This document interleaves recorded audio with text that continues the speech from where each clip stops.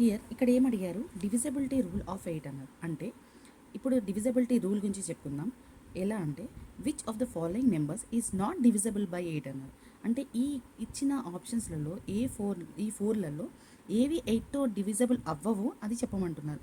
For example ఇప్పుడు divisible by 8 ఎలా మనం ఫైండ్ అవుట్ చేయాలంటే, for easy method last 3 digits of any number, ఈ లాస్ట్ 3 డిజిట్స్ ఉన్నాయి కదా, ఎనీ నెంబర్ 3 డిజిట్స్ తీసుకొని ఇది కంప్లీట్గా మనకి 8తో డివిజబుల్ అయిందనుకో, అప్పుడు ఈ హోల్ నెంబర్ 8తో డివిజబుల్ అవుతుంది.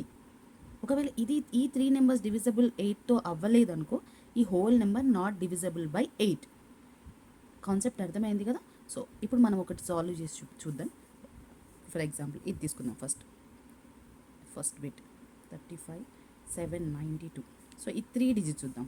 ఫస్ట్ మీకు అర్థం అవడానికి చెప్తున్నాను. 792 డివిజబుల్ బై 8. ఇక్కడ ఎంత, 8 9s 72. ఎంత మిగులుతుంది, 7. 8 9s 72. సో ఈ number divisible by 8. Okay, next ఈ నెంబర్ చూద్దాం. 35 112.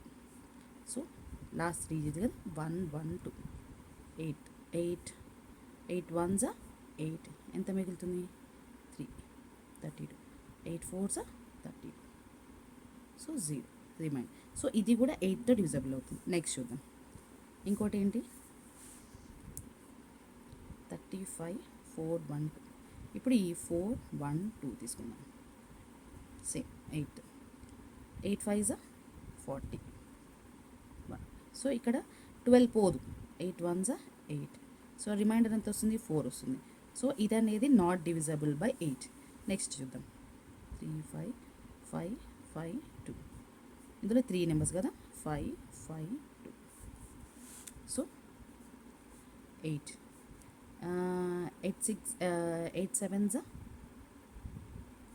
50. సారీ 8 7s 56 కదా, 8 6 48. అంటే 48 అంటే 5లోంచి 6 7 8 తీసేస్తే ఎంత, 7.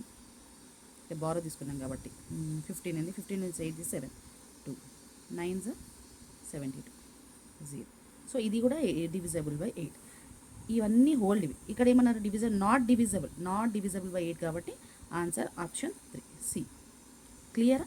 కావాలంటే మీకు ఇంకా డౌట్ ఉంటే హోల్ నెంబర్ని కూడా చెక్ చేసుకోవచ్చు. ఫర్ ఎగ్జాంపుల్ మీకోసం ఒక ప్రాబ్లం చెక్ చేస్తాను నేను. 35 792 ఇదే చేద్దాం. 8 ఎంత,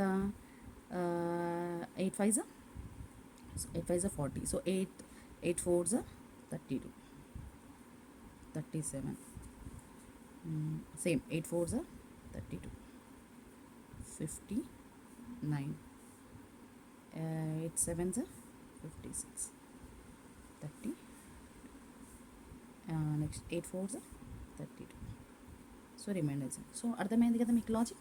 సో ఇది అనమాట, ఇది డివిజబుల్ బై 8